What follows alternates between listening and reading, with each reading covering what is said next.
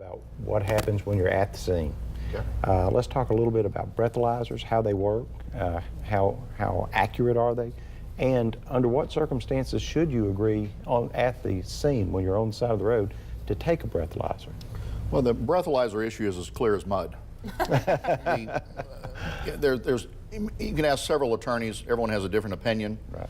I don't like to volunteer anything to anybody. So the ideal, you're basically given information that will help the state prove their case with a breathalyzer.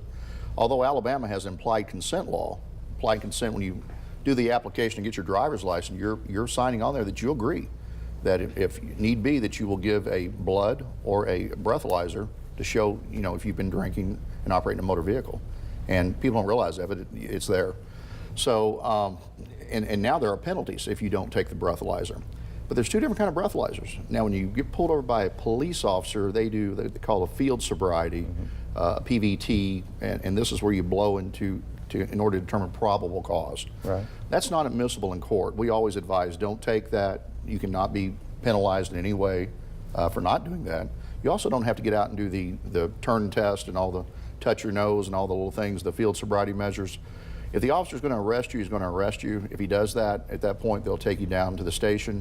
That's where the Drager, the main machine, is at that's been calibrated, and that machine is usually pretty accurate. And every time we've tested, they've been pretty accurate.